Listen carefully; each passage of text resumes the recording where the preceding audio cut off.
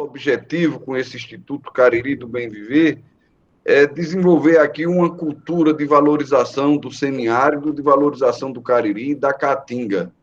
Uma visão, ao mesmo tempo que seja crítica do que se fala a respeito, seja uma visão também positiva, propositiva, no sentido de que mostrar as belezas do Cariri, mostrar as belezas e as potencialidades, as riquezas do semiárido.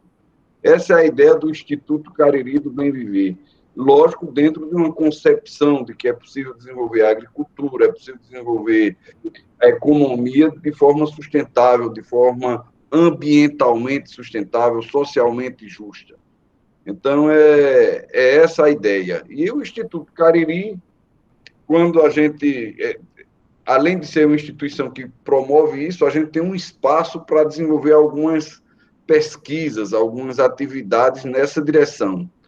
Então, quando a gente estava desenvolvendo alguns projetos de pesquisa, algumas coisas nessa direção, aí veio a pandemia. Então, nós tivemos que inovar. E para a gente não se dispersar, a gente criou o Sextou Cariri. Hoje já é o sexto Sextou Cariri. Nós estamos toda sexta-feira, às 16 horas, fazendo alguma atividade. A semana passada nós não fizemos, porque a semana passada a gente teve uma reunião do Fórum da Educação do Campo, um encontro da Rede de Educação do Campo do Semiárido, a RESAB. Então foi suspenso, mas são sempre atividades nessa direção. Temas vinculados ao semiárido, temas vinculados ao Cariri paraibano, à educação do campo, e nós já temos agora, adiante, 3 atividades. De hoje a 8, a gente já tem uma atividade sobre história local. Como é importante, a importância da gente conhecer a história local, como se escreve a história local, como a pesquisa pode ser importante para a história. Então, nós estamos trazendo 2 professoras da Universidade Federal da Paraíba que criaram uma coletânea de história local na Paraíba. Então, elas escreveram história de Ingá, história de Serra Branca, história de Boqueirão. E a ideia é que a gente faça um debate aqui sobre como pesquisar e produzir a história local. E de hoje a 15, nós vamos ter sobre tecnologia de convivência com o semiárido. Quer dizer, é muita atividade, viu, que nós estamos fazendo. Geralmente aqui dá 15, 20 pessoas, é um público bastante qualificado, e hoje a gente convidou Daniel Duarte, que é membro do Instituto Cariri do Bem Viver. Seria até uma heresia criar um Instituto do Cariri e não ter Daniel compondo ele, pela importância que Daniel tem para o Cariri. E Edriano também, que eu coloquei lá no texto, convidei Edriano, pelo que me informaram, que ele é como um peba, furão atrás de pesquisas arqueológicas sobre o Cariri. É um apaixonado, ele é o incentivador do Lajedo do Marinho e é um apaixonado pelo Cariri. Então, eu vou passar a palavra à Ana Isabel Costa, que é a coordenadora, que também é do Cariri, Instituto Cariri. É importante dizer, né? Instituto Cariri do Bem Viver é Metério Duarte. Metério Duarte é meu pai, nosso pai aqui, avô das meninas, e a gente, ao tempo que a gente criou um instituto com essa tarefa, com esses objetivos, a gente também homenageou o papai, que tinha 2 qualidades grandes. Uma que Daniel disse no dia do velório dele, ele era um vaquejador de nuvens, por chuva. E o outro que ele era um homem, ele era a expressão da terra caririzeira. Papai não fez nada na vida que não fosse por essa terra e a partir dessa terra dos Cariris. Então, a gente acha que é justo que a gente fizesse uma homenagem a Emetério Duarte.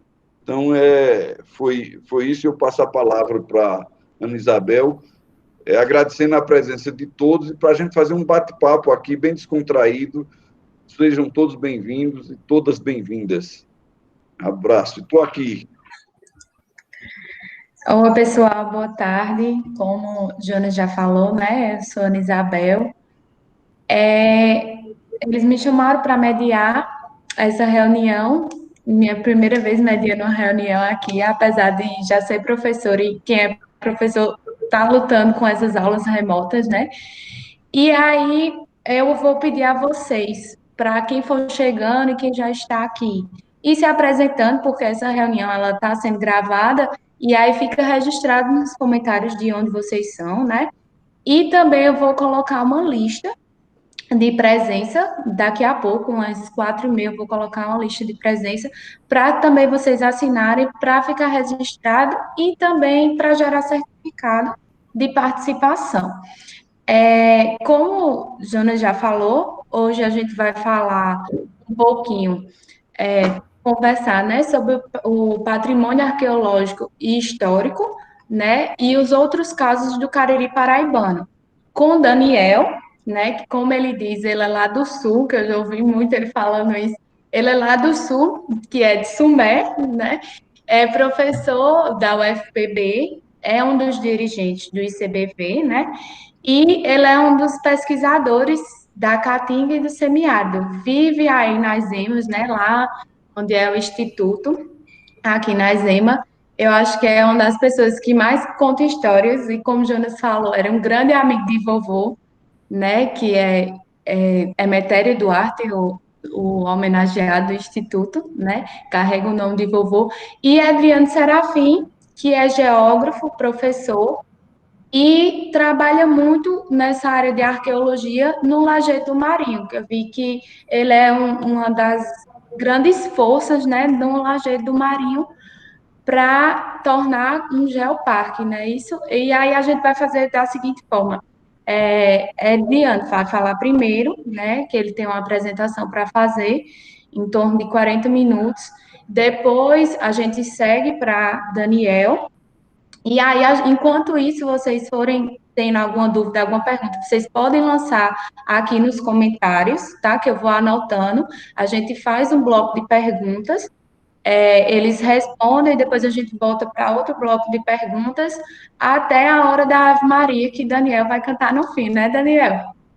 Se Deus quiser. Então, pronto, Eriano, se você quiser começar, fica à vontade. Tá. Boa tarde. Antes, eu gostaria de dizer que é uma honra estar aqui. Eu gostaria muito de conhecer pessoalmente o professor Daniel. Né? Sou ouço falar bem.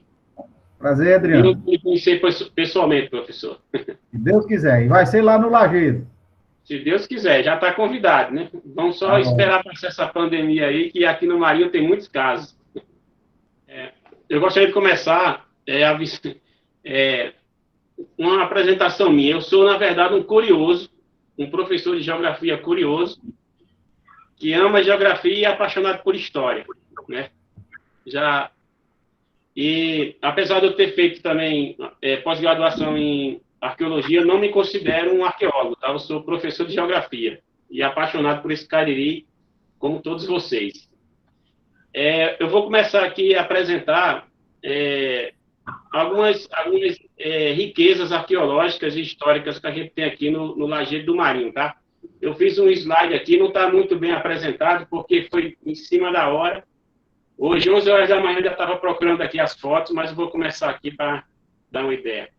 Então, esses aqui são alguns parceiros nossos aqui nesse projeto arqueológico, turístico e cultural aqui do Lajeado do Marinho.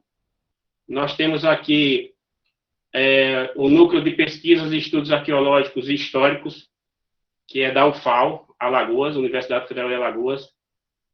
Nós também temos um apoio aqui bem interessante da Prefeitura de Boqueirão e do Instituto Memorial da Borborema, né, que tem sede em Pocinhos. Desde o início, nós temos aqui o apoio do IFAM. Aqui, nós temos na foto aqui Nadilson Valentim, o diretor do IFAM, Leandro, Daniel, que diga, e Larissa. Eles, desde o início, eles estão apoiando o nosso projeto aqui de pesquisas e somos muito gratos a esse apoio que o IFAM nos dá. Essa aqui é uma vista panorâmica da Pedra da Tesoura, que é o nosso principal sítio arqueológico, aqui o primeiro que foi escavado. Ela chama-se Pedra da Tesoura porque, de longe, você tem a impressão de que é uma tesoura. Esse aqui é a entrada do sítio arqueológico, né? O abrigo, no qual foi feitas as primeiras escavações aqui, o sítio arqueológico Pedra da Tesoura. Então, aqui é a entrada do abrigo. Isso aqui é como os ossos estavam dispostos logo no início, antes de começar a escavação. Uma foto aí que eu tirei, fiquei muito feliz, que foi a primeira vez que eu visitei esse sítio. E quando eu observei esses ossos bem preservados, eu fiquei muito feliz, que sabia que esse sítio ia contribuir muito para nós entendermos como viviam esses povos que aqui habitaram, tá? Essa aqui, depois que os ossos foram coletados, a primeira coleta superficial, e agora vai começar as escavações. Aqui a gente vê os arqueólogos trabalhando, o professor Flávio Moraes, que é o arqueólogo-chefe. Esse aqui são Joadson, mestrado em arqueologia. Deixa eu voltar. Essa aqui também é uma aluna de história aqui da UEPB, que estava terminando também, veio contribuir. Esse aqui também é outro arqueólogo, Múcio Aguiar, da UFPE, também vem nos ajudar aqui nessa escavação. Lembrando, pessoal, que todo esse trabalho aqui é um trabalho voluntário, tá? A UFAL, em parceria com os condutores turísticos do Lajeado do Marinho, está se disponibilizando a escavar esse sítio, e em troca a gente vai fazer esse intercâmbio. Eles trazem alunos e a gente fornece todo o apoio aqui no Distrito do Marinho. O apoio é dado pela comunidade, pelos condutores turísticos e pela própria prefeitura. Mais uma vez aqui, ó, as escavações, né? Eu participei de todo o processo de escavação, ajudando como voluntário no processo. Durante a escavação, nós tivemos a presença aqui da TV Globo cobrindo esse processo de escavação. Esse aqui foi um dos crânios que foram coletados lá. É muito difícil nessa nossa região encontrar um material tão bem preservado, e isso é importante. Outro material, também encontrado na Pedra da Tesoura, um coxal pintado, né, com pigmento vermelho. Isso aí é sepultamento secundário, tá? O material, ele foi pintado e depois foi novamente enterrado, tá? Tem todo um cerimonial, todo um ornamento para fazer o sepultamento. Isso aqui também é um dos ossos longos, né, que estavam em superfície, que foram coletados pelos arqueólogos também. Da mesma forma, sepultamento secundário com pigmentação. Isso aqui já é em outro sítio arqueológico nosso, aqui são Q1 e Q2, são 2 sítios. Isso aqui também são ossos pigmentados, eles estão em superfície, mas você pode ver que eles estão arranjados entre rochas, tá? Que era um método muito utilizado. Contra de colares feito de ossos de aves que foram coletados aqui no sítio arqueológico Pedra da Tesoura. Vocês podem ver que o grafismo é diferente, tá? Possivelmente de grupos diferentes. Aqui também foi encontrado fibra vegetal, que foi o indivíduo que foi sepultado, ele estava envolto numa fibra vegetal, possivelmente uma esteira. Quando sair o relatório da escavação, o professor deve nos informar o que era. Pingente, né, com dente de onça, né, que era um adorno funerário. Isso indica que nessa região nossa aqui havia muitas onças, foi encontrado mais de um, mais de dois até. Isso aqui já alguns ossos coletados do sítio arqueológico Pedra da Tesoura. Indivíduo de sepultamento secundário, pigmentado. Esse indivíduo, pelas informações que eu tive, só faltou o crânio, né? Como o sítio não foi totalmente escavado, possivelmente pode estar lá ainda. É um do material que vai estar no nosso museu, eu vou falar um pouco mais à frente. Mais um colar, né? Que era um adorno funerário, estava junto lá com os restos, os restos do indivíduo lá. Possivelmente ele foi sepultado com adorno. Esse aqui também é um pingente. É interessante que esse mesmo tipo de pingente, que é um bico de uma ave, foi encontrado no sítio lá em Pocinho, no sítio do Cruzeiro, que já nos dá alguma ideia de correlação. Essa aqui é uma ponta de lança confeccionada em quartzo hialino. Eu botei halogênio ali, mas é hialino, tá? Que eu saiba, no estado da Paraíba não tem nenhuma. Eu acho que só vai encontrar algo semelhante no Rio Grande do Norte e no Parque Nacional da Capivara, no museu, do Museu Arqueológico de lá. É um dos nossos mais raros aqui. Isso aqui é achado fortuito, muito próximo ao sítio arqueológico Pedra da Tesoura, porém está encontrado fora de contexto, tá? Mas é um material muito interessante que nós temos. Mais um pingente também, que foi encontrado no sítio arqueológico Pedra da Tesoura, só que foi retirado de lá antes de começar as escavações. Então, ele ficou fora de contexto também, tá? Mas é um material lítico também oriundo de lá. Esse material aqui é uma rocha verde, ainda não identificada. Eu recebi por doação. Está em análise no laboratório da UFAL para identificar que tipo de rocha é essa. Como aqui na região não ocorre esse tipo de rocha, a gente acredita que pode ter sido alguma espécie de troca. Foi encontrado numa furna. Então, vamos esperar as outras escavações para ver se a gente encontra um material semelhante, para você poder ligar algum sítio arqueológico. Se não, vai ficar nessa hipótese aí de uma possível troca. Aqui também na região do Distrito Marinho, ocorre ossos fossilizados, possivelmente da megafauna, tá?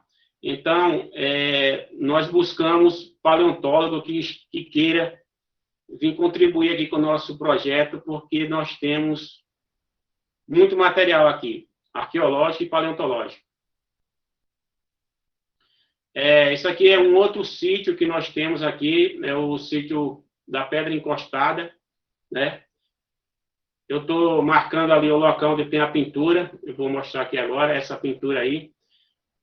Tá? Ela tem uma seta indicando um ponto de interesse que possivelmente pode ser até um outro sítio ou um outro cemitério. Tá? Isso aí precisa fazer sondagens. Tá? Isso aqui é o sítio arqueológico Quio 2. Não é muito comum a gente encontrar ossos em superfície, porque a maioria desses ossos eles foram sepultados de forma que as rochas o protegessem. Então, alguma coisa, algum animal, até mesmo a intervenção humana, fez com que eles surgissem em superfície. E esses sítios que têm ossos em superfície é a nossa prioridade para que eles sejam escavados o mais rápido possível. Tá, esse aqui mais um, no Quio 2 também. Vocês podem ver que são diferentes, né? Esse aqui não tem impedimento, tá? Possivelmente os dois são secundários, né? Esse aqui não houve a pigmentação, mas pelo arranjo de rochas, possivelmente é secundário. Tá? Esse aqui, com certeza foi porque está pigmentado. Outro também, as fotos ficaram assim porque vai estar tendo a foto por pequenas aberturas entre as rochas, tá? Para não mexer no sítio. Isso aqui são alguns grafismos que a gente tem na nossa região. São muitos, eu tirei fotos de alguns, tá? Isso aqui é o sítio arqueológico Marinho Velho 1, que tem pinturas de cemitério também lá.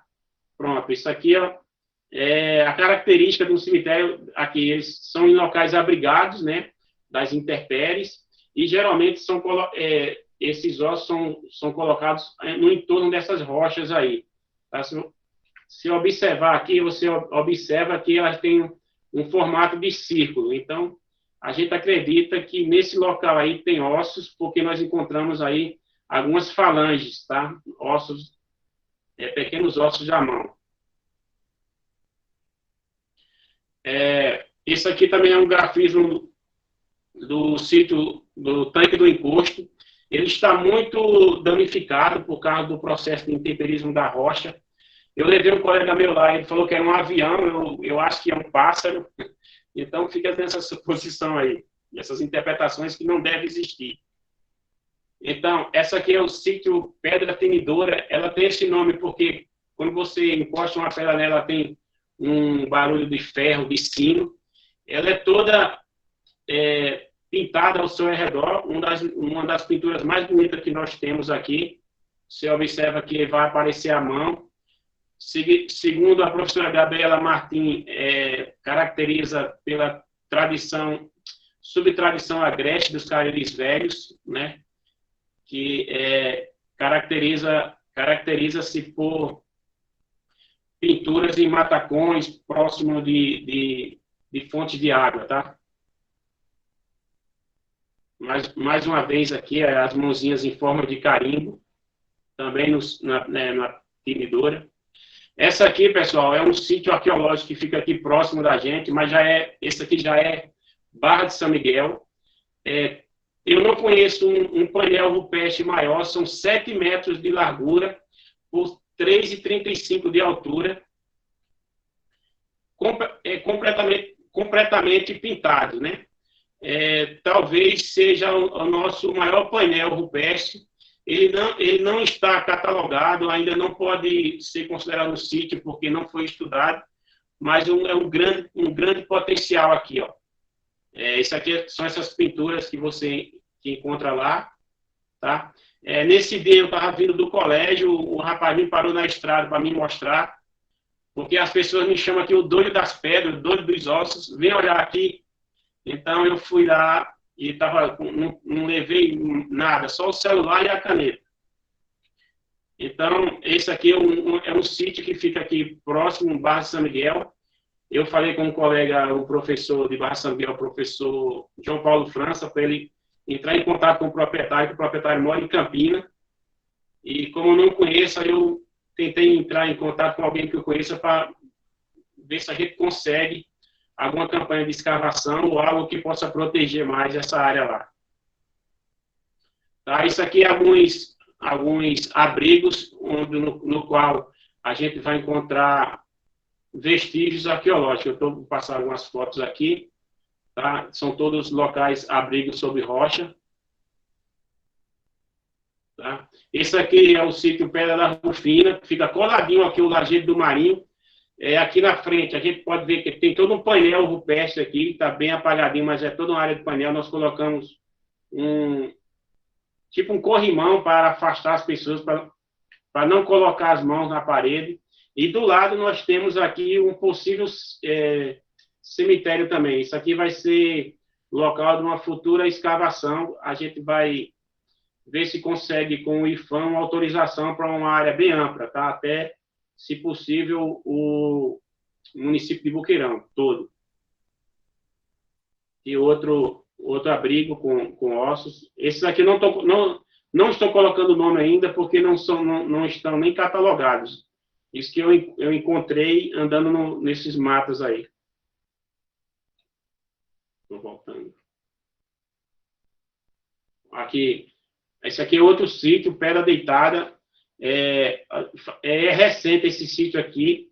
Encontrei, por acaso, andando no mato e sem querer encontrei ossos. Se você observar bem baixo aqui da pedra, você já vê ossos. Isso aqui é uma vista mais afastada do local da pedra da tesoura.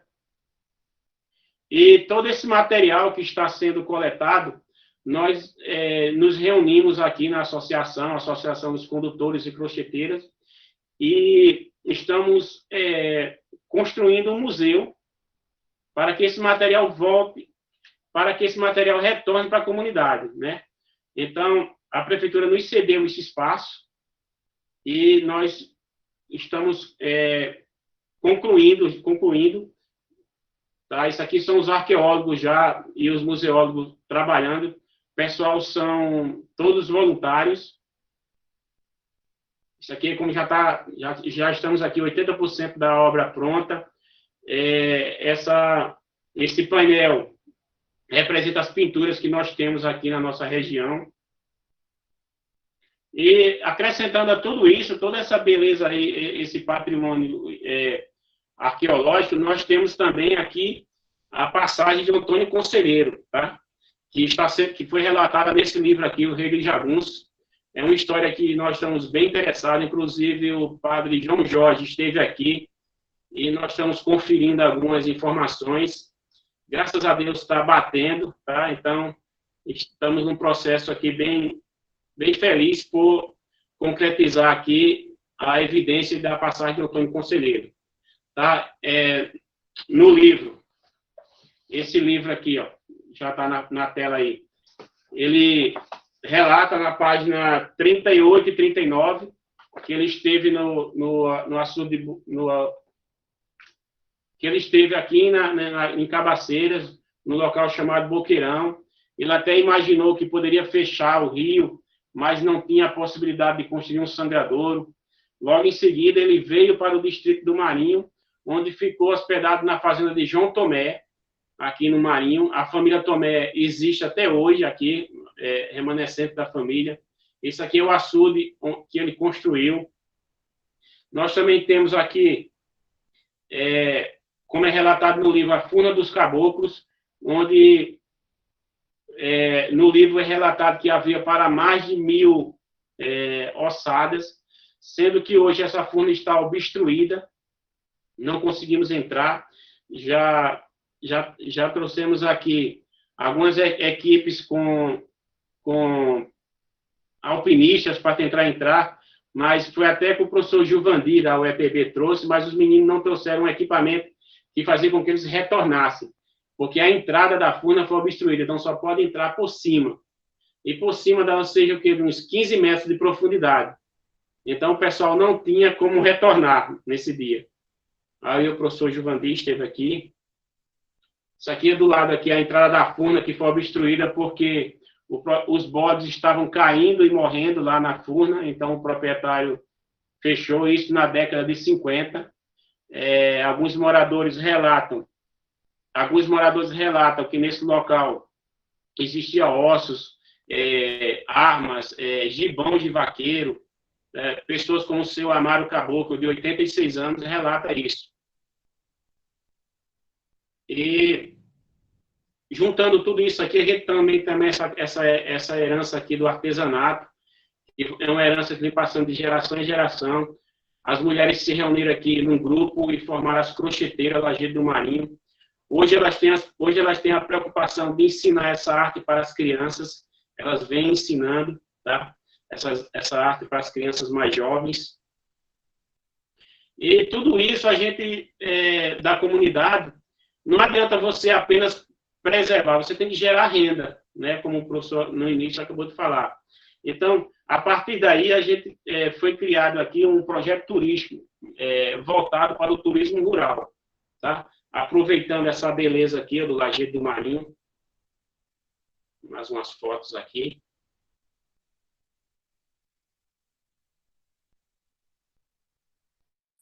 Devagar, Adriano. É muito bonito para passar rápido.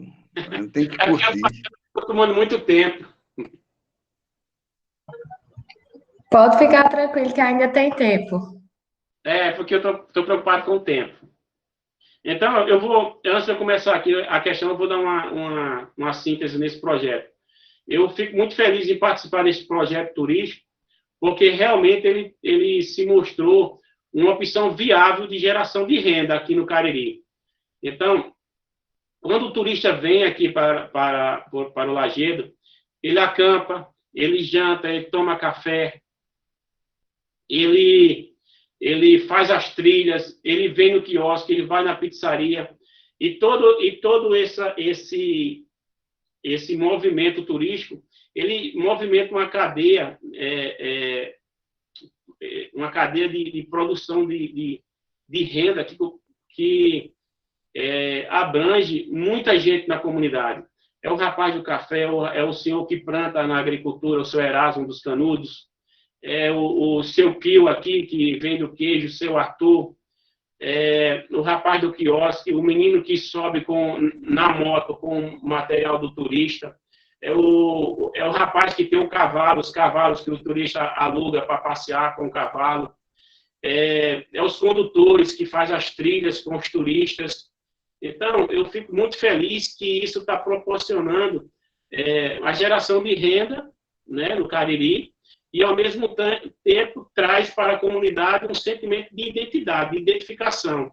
Nós precisamos preservar porque está nos dando um retorno. E isso é muito importante aqui para a nossa comunidade, e eu me sinto muito feliz em estar participando disso aqui. Então,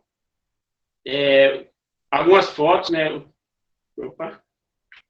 Então, isso aí segundo o pessoal do Clube de Astronomia, eu vou falar uma besteira aqui, mas eu acho que é a grande Andrômeda, né? Os pessoal que me corrijam aí, né? O pessoal do Clube de Astronomia, mas pelo que me falaram, é a grande Andrômeda, né? Daniel entende disso, que ele já foi lá, já visitou os 5 estrelas. E foi? Que ótimo. Então, isso aqui é o Lajedo, na primeira vista, quando você chega no Lajedo, quem conhece, não sei se alguém já conhece. Aqui, mais um pôr do sol no Lajedo, que é um dos momentos mais marcantes de quem vem aqui no Lajedo. Pôr do sol com a Serra do Carnaiol aí à direita. Isso aqui é uma ponte que liga uma parte do Lajedo à Pedra do Vento do outro lado, que é bem interessante também. Mais uma vez aqui uma foto de Renato Bandeira, do Clube de Astronomia. Aqui os turistas aqui na área de camping, aqui do Lajedo.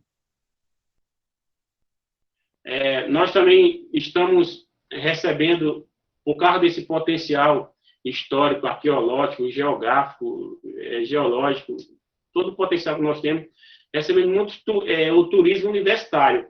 Recebemos aqui, no caso aqui, o pessoal da UFAL, o FPE com o professor Ranieri, o FPB com o professor Braulio, muitas escolas públicas vêm aqui também nos visitar. Então, isso aqui são as trilhas que nós fazemos com os turistas, né, pelas serras. Essas trilhas, elas são divididas na trilha leve, em torno de 2 km, na moderada, 4 km, e a trilha mais pesada, porque tem um trecho que nós vamos para uma serra aqui chamada Serra do Macaco, que você tem que escalar. Então, é um grauzinho de dificuldade maior. Mas quem faz as trilhas com a gente aqui sai maravilhado, quer voltar. Além da questão histórica, nós temos a beleza natural intrínseca do lugar. Tá, aqui são eu, o outro colega Lepinho Lima, um grande apoiador nosso aqui também, o de Boné Azul, e um turista de Arapiraca e a outra ali de João Pessoa. Esse de Arapiraca, ele falou que queria aparecer na live hoje, porque toda vez que vem, ele faz a trilha. Então, aqui, essa foto ficou legal, mas são turistas aqui à noite no luau. Por que eu coloquei essa foto? Porque nós fazemos de tudo para o turista chegar aqui de manhã, fazer as trilhas, almoçar, ver o pôr do sol ao som do sax, e à noite a gente sempre coloca música ao vivo, fogueiras, para o turista se sentir o tempo todo envolto nesse contexto do Lajedo do Marinho. Tá, isso aqui é uma foto de um drone que tirou aqui a área de camping do Lajedo. Essas barracas aqui, os condutores turísticos, eles alugam para quem não tem. Mas o turista que tem sua barraca, ele pode trazer. Essas barracas aqui são dos condutores, e se você não tiver sua barraca, nós temos a barraca aqui para alugar, tá? Essas mesas, elas são todas de material reciclável, reutilizável, de pallet, de tronco de madeira. Então, nós colocamos essas mesas quando tem um evento maior. Aqui nós estávamos nos preparando para receber um grupo maior de turistas. Isso aqui é o pôr do sol, né, a serra lá de Inácio Pereira ao fundo. E a música no pôr do sol, né, que o nosso músico aqui da comunidade também, além do músico Jefferson, nós temos Daiane Mendes, nós temos Damião, que são músicos que trabalham também nesse projeto aqui. Que são o que toca? No sax aí. O carro-chefe aqui no pôr do sol é a Ave Maria Sertaneja, no sax.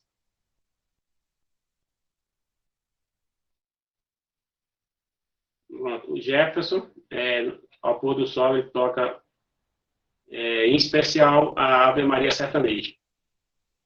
E todo esse potencial turístico tem trazido muita publicidade espontânea aqui para o nosso Lajedo e para o nosso projeto. Inclusive, aqui recentemente, o programa GNT gravou com o Rodrigo Hilbert. Eu sei que gravou em outros locais aqui, mas para nós aqui foi um marco, porque a partir daí o nosso projeto aqui ficou com maior visibilidade e recebemos mais turistas após esse programa. E também tem algumas mídias internacionais, como o Jornal Diário do Sul de Portugal, que recentemente publicou, né, uma matéria bem interessante nossa, e vários jornais aqui locais, aqui na nossa região, também tem matéria nossa, jornais e revistas. O Rodrigo Hilbert fez o programa pautado na arte do crochê, com as crocheteiras Lajedo do Marinho, que são famosas mundialmente. Tem peças delas já foram expostas em Paris. As meninas estão muito chiques. E aqui, né, por fim, tudo isso tem a confiança e a segurança dos condutores do Lajedo do Marinho. Aqui os meninos estão dando uma olhada. Sempre que sai um grupo, todo local é revistado para não ficar lixo, para impactar o mínimo possível a natureza. E, além dos condutores dando essa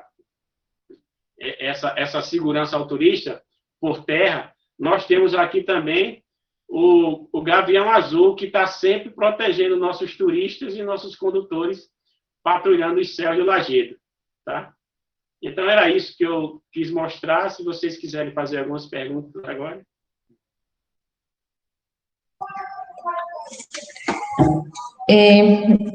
Muito bom. Acho que ainda estou aqui admirada com a beleza do Lajedo do Marinho e triste por não conhecer, né? A gente aqui do lado, né? Daqui em Caturité, do lado, em cima de Boqueirão, e a gente não conhece o Lajedo do Marinho, né? É um lugar muito bonito. Parabéns, Adriano, pelo seu trabalho, pelo trabalho do pessoal que está com você. Muito, muito, muito, muito bom, muito bonito, muito rico, né? Muita história a ser contada, muita história para a gente saber, muita história que a gente não conhecia. Não sei se o pessoal que está assistindo já conhecia alguma coisa, mas choveu de comentários aqui, parabéns. Já tem gente perguntando como faz para agendar, mas a gente vai fazer assim: a gente vai para Daniel fala, aí tem umas perguntas aqui que surgiram, mas a maioria foi muitos elogios, né? Um trabalho muito rico, parabenizar. Achei muito interessante essa questão do lugar, do pessoal estar envolvido, o pessoal da comunidade se envolver, que isso é muito importante, né? Enriquece muito o local. Eu acho que, mas depois da fala de Daniel, acho que até poderia ver com os dirigentes do ICBV para ver como é que poderia estar agregando, né, a relação do Instituto com o projeto aí do Lajedo do Marinho, que eu acho que dá para andar caminhar de mão dadas aí, né? Com certeza. Pode falar. Todo esse nosso projeto, ele tem essa visão de agregar parceiros. Quanto mais gente vier para contribuir melhor. Lembrando, no meu caso, eu sou voluntário. Eu faço trilhas, eu vou com o pessoal, mas eu nem recebo, nem do Lajedo, nem da prefeitura, eu sou extremamente voluntário. Nos últimos 2 anos, toda a renda aqui que a gente consegue no Lajedo, com os guias, com toda a renda está sendo revertida para a construção do museu. Tudo. A prefeitura nos cedeu o espaço, mas toda a renda vem de doações da comunidade, do dinheiro que a gente consegue com os acampamentos, com as trilhas. É lógico que não dá para construir um museu, mas a gente está fazendo de tudo, porque no tempo, nesse período histórico que o nosso Brasil está vivendo, construir, ou seja, um museu e colocar para funcionar, é um ato de extrema resistência. Você vê aí como é que está a nossa cultura, nosso Brasil, né? Então, para nós aqui, concluir o museu é resistência, é resistir, tá? E eu sei que, não sei se alguém da comunidade está assistindo, mas desde já, eu sou muito grato a toda a comunidade. Ela está completamente inserida nesse projeto. Outro dia eu estava até comentando que tem uma grande diferença do Lajedo do Pai Mateus. Aqui, a geração de renda é da comunidade. Tudo que vem aqui é da comunidade. São várias mãos. O Lajedo do Pai Mateus é uma área, né, mais restrita. Mas aqui, a ideia do nosso projeto é atingir a maior quantidade de pessoas possíveis, principalmente na questão da geração de renda. Porque a gente quer preservar e gerar renda ao mesmo tempo.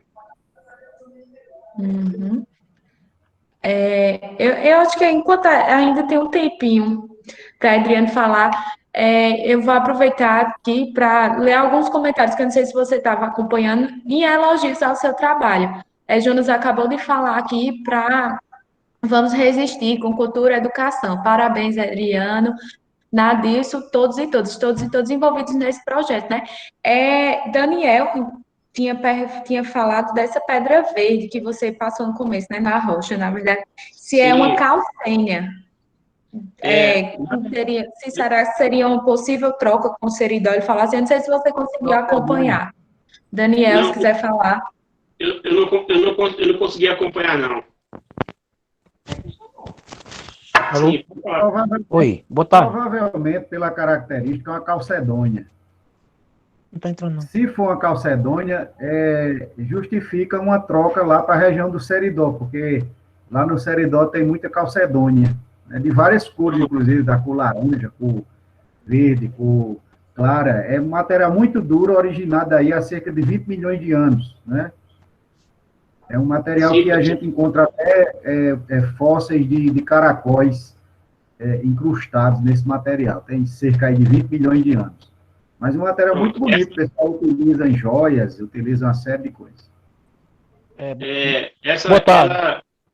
Essa rocha, ela foi doada, né, por uma pessoa da região, porque, eu não sei se acontece com vocês, todos nós somos envolvidos com história, de geografia, que andamos aí por dentro do mato, dentro desses caras, e os caras têm um hábito de chamar a gente de doido. Então, é o doido das pedras, o doido da serra, vem cá que tem osso. Então, ultimamente eu tenho recebido muito material, tá? Essa pedra verde aí, porque o senhor conhece, eu não conhecia esse material, só achava, eu sei que não é daqui é da região da gente, né? Eu recebi essa pedra verde, recebi um punhal que, segundo o pai o filho, Otacílio, filho de seu Cosmo, que faleceu, esse punhal foi encontrado no Serrote dos Caboclos, né, onde tem relatos que havia restos de matéria lá dentro. Então, eu guardo esse material e um dia que chegar um pesquisador, alguém da área que entenda mais, está à disposição aqui. Recebi também moinhos de pedra, lamparina, fósseis. Eu tenho da megafauna, eu tenho tronco de árvores fossilizados, tudo que eu venho recebendo ultimamente. Mas por que está acontecendo isso? porque eu tenho feito, junto com os condutores aqui, um trabalho de educação patrimonial. Nós fomos nos assentamentos, fomos nas escolas, e sempre estamos falando. Então, está chegando muito material que tem esse cunho histórico, né? Seja da paleontologia, da arqueologia, da própria história. Eu tenho uma tese que aquele punhal está muito relacionado com a história do cangaço, mas é simplesmente uma ilação aqui que eu estou fazendo. Mas eu estive pesquisando, você já sabe que ele é de prata e marfim. Eu nem limpei, do jeito que me entregaram, está lá guardadinho. E eu espero que apareça alguém que trabalhe com essa temática para poder nos dar algum subsídio melhor. Pronto. Adriano, a gente vai deixar as perguntas para o fim, né? Esperar aparecer mais perguntas e deixar mais para o fim. Tem algumas aqui ainda a fazer, mas vamos agora para a fala do professor Daniel e a gente volta depois com as perguntas, tá certo? Ok. Aí... Se deixar, eu fico falando aqui, né? Não, mas vamos lá, Daniel. Aí Jonas tinha falado na questão do museu. Aí, na hora que Jonas falou, você começou a apresentar os slides mostrando que já tem a construção de um museu, né? E você também já falou novamente aí que é uma forma de resistência. Se quiser falar mais um pouquinho sobre essa questão do museu, acho que está todo mundo aqui esperando o dia da inauguração. Desde o início que começou as escavações, a gente sabe que escavar e levar para uma universidade, ficar lá numa área técnica, lá no laboratório, esse material é do povo, é do caririzeiro aqui, das nossas raízes. Então, esse material ele tem que voltar para o povo, mas só volta se tiver um museu. Então, é muito importante, né? Eles conhecerem, eles verem que... Exato, porque isso traz... Conhecer a história deles.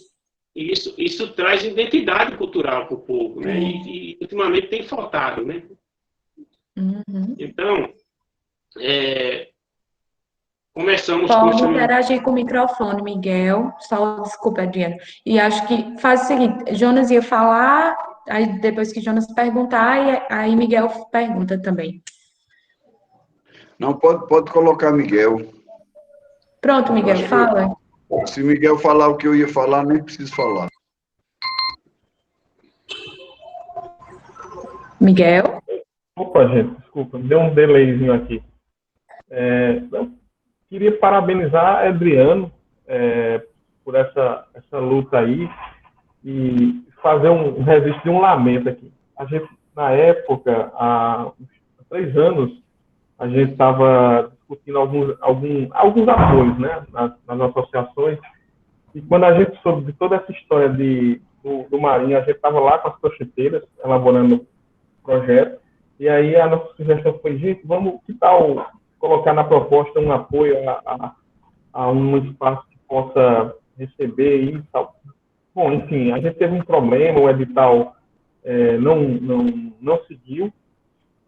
O Procas depois, nesses projetos de mulheres que não seguiram, ele colocou, especificamente para o Lajedo do Marinho, 3 áreas irrigadas, né, de forma forrageira. Então, lá no derredor do Lajedo do Marinho tem 3 palmas subirrigadas, né? Desculpa, 3 hectares de palmas subirrigadas. Mas ficamos naquela agonia, né? Mas, rapaz, que pena que não pudemos apoiar uma proposta que integrasse o artesanato das crocheteiras e um espaço cultural para lá. Aí, pouco tempo depois, conversando com Carmen, em uma das nossas visitas técnicas lá, aí eu soube que o pessoal estava organizando isso, tinha uns arqueólogos, se não me engano, até um companheiro que fez o ensino médio comigo, e fiquei muito feliz por essa iniciativa da comunidade do Marinho, em ter essa iniciativa, pegar o posto da Telpa de lá, né? Aqueles antigos postos desativado e fazer. Eu fiquei muito feliz por vocês. Vocês estão de parabéns e só mais uma colocação que o turismo lá, ele é inclusivo, né? É de 2 mãos.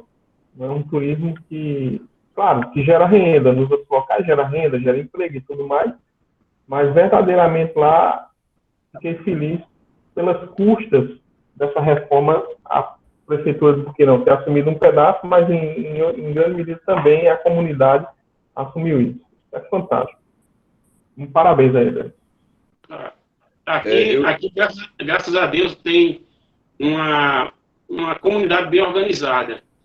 Aqui, quando a gente nunca espera a prefeitura vem nos apoiar, mas aqui a comunidade sempre está na frente. O letreiro, nós fizemos um letreiro agora, a comunidade junta, construímos o letreiro do Marinho. A iniciativa de construir o museu é da comunidade, a prefeitura tem nos apoiado, cedeu espaço, tem apoiado também o projeto de arqueologia, quando os arqueólogos de Natal, de outros locais, vêm para cá, a prefeitura sempre disponibiliza uma casa para eles ficarem, alimentação, transporte. Então, graças a Deus, dentro do possível, a prefeitura tem nos ajudado, mas a iniciativa aqui parte sempre da comunidade de forma organizada. Eu queria falar bem rapidinho, porque Daniel já voltou, mas, assim, parabenizar a Adriana e toda a turma, né? O trabalho de vocês é, bicho, maravilhoso, é importantíssimo isso. Vocês estão recuperando as raízes da identidade de um povo e muitas condições de mostrar isso, evidenciar isso. Uma presença lá de Antônio Conselheiro, olha que tanta coisa que a gente pode intensificar isso. E do outro lado, eu queria lamentar. Nós temos 3 universidades públicas na Paraíba, né? O UFPB, Universidade Federal da Paraíba, não é a Universidade Federal de João Pessoa, nem do Litoral. Universidade Federal da Paraíba. Universidade Federal de Campina Grande, Universidade Estadual da Paraíba, e pelo que você mostrou aí, tem muito apoio da Universidade Federal de Alagoas. Então, é algo lamentável e acho que a gente pode fazer alguma coisa, a gente deve fazer alguma coisa, e vamos unir esforços no sentido de fortalecer essa iniciativa de vocês, que é maravilhosa, Adriano. Eu estou aqui emocionado com tanta beleza, com tanta uma coisa tão importante que vocês estão fazendo aí, viu? Professor, é uma coisa que a gente tem sentido falta aqui, a aproximação, tanto da UFPB como da UFPB, né? Sabemos que tem mentes brilhantes lá, pessoas extremamente capacitadas, mas o pessoal tem que vir a campo, tem que sentir o cheiro do povo, o mato, levar mordida picada de marimbondo, igual eu levo dentro do mato, para buscar a história, para reconstruir. Mas ficar num laboratório é fácil.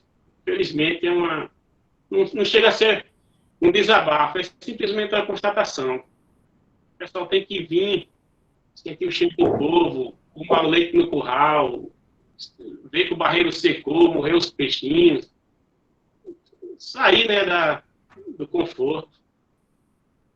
Ultimamente, aconteceu uma coisa comigo. Esse ano, graças a Deus, foi um ano mais chovedor, né, um índice de chuva maior.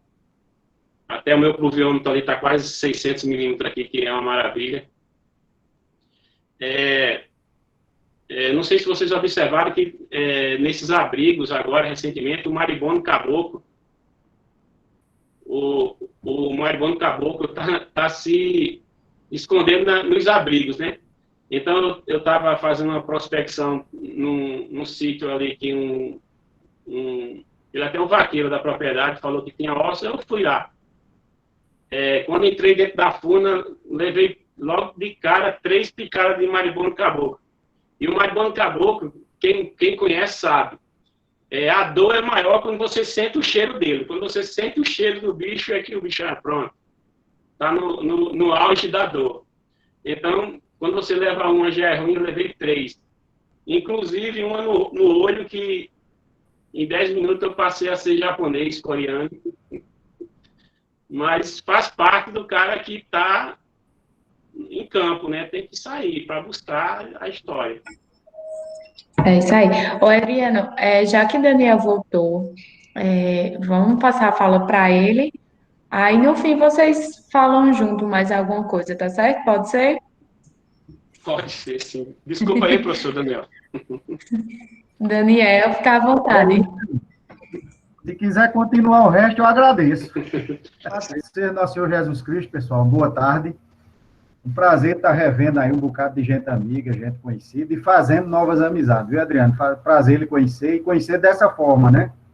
Tá certo? Vendo aí o trabalho que você... Vou conhecer o senhor pessoalmente. Se Deus quiser. Se não fosse essa moléstia desse vírus, eu acho que a gente ia se reunir hoje em Buqueirão e de lá já ia partir para passar uma noite lá no Lajeado. Mas com esse negócio do vírus, o cabo fica mais desconfiado do que um bote quando está numa canoa, né? Pois é, logo nós que gostamos de andar em cangado, né? Pois é. Mas assim, eu quero dizer com imenso prazer lhe conhecer muita gente aqui que está participando também, rever, né? E também do prazer de saber que você é um jovem, né? Consequentemente deve estar também com outros jovens lá, mas eu vi também pessoas da comunidade, pessoas já com uma certa idade participando. Isso é bom, né? Porque você está envolvendo várias gerações. Vocês, na verdade, né? Porque é um trabalho em conjunto.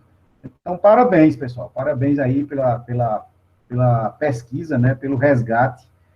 E, assim, quando a gente fala do Cariri, né, o Cariri é uma nação, né, o Cariri é um país, o Cariri é um mundo, tá certo? É um mundo. É como Pedro Nunes, né, nosso amigo Pedro Nunes, que partiu antes da hora, mas na hora que Deus achou que ele deveria, ele dizia mundo sertão. Né? Então, falar do Cariri, a gente tem que se reportar como esse material que Adriano acabou de representar, né? Então, a gente tem vários momentos, né? Tem vários momentos. Tem um momento geológico, né? Na região do Cariri, nós temos material aí com milhões de anos, né? Materiais desde praticamente lá a formação do mundo, né? A formação do mundo, 4,6 bilhões de anos, nós temos representatividades geológicas, tá certo? Como também temos material aí de aproximadamente aí 300, 400, 500 anos, né? Em termos de geologia, de formação, de sedimentos, etc., né? Falar do Cariri, a gente também tem que se obrigar a verificar as questões climáticas, né? E dentro das questões climáticas, a gente tem uma chamada paleoclima, o clima do passado, né? Então, esses registros fósseis que tem aí desses mastodontes, desses tigres de dente de sabre, preguiça gigante, tatu gigante, etc., né? Na verdade, mostra esse material, esses troncos fossilizados, né? Os troncos fossilizados representam uma história do Cariri de mais de 20 milhões de anos, porque eles são encontrados nas minas de bentonita, principalmente nas minas de bentonita, lá daquela região ali do Bravo, né, naquele trecho de Cabaceiras e Boa Vista, e a bentonita é um material formado aí por atividade vulcânica de cerca de 20 bilhões de anos, né?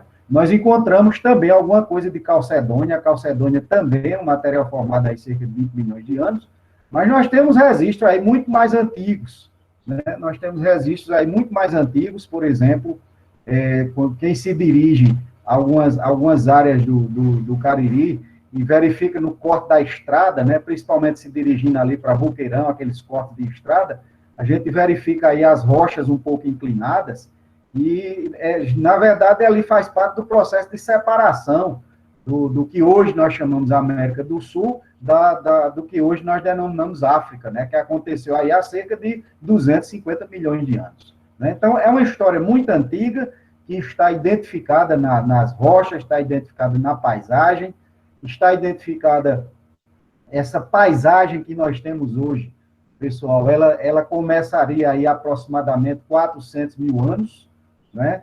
Tá certo? Essa paisagem através de um processo intensivo das glaciações, nós tivemos pelo menos desses 400 mil anos, nós tivemos pelo menos 16 glaciações, ou seja, 16 momentos em que o mar recuou bem mais do que hoje nós conhecemos. Teve um momento que ele 100 metros mais baixo do que ele está hoje, e esse recuo do mar Eu não são, é preciso a gente entender, né, que nesses últimos 400 mil anos nós tivemos aí 16 glaciações, 16 períodos extremamente frios, desses 16, apenas 4 estão sendo estudados. Na verdade, 4 mais conhecidos e 2 mais superficialmente, né?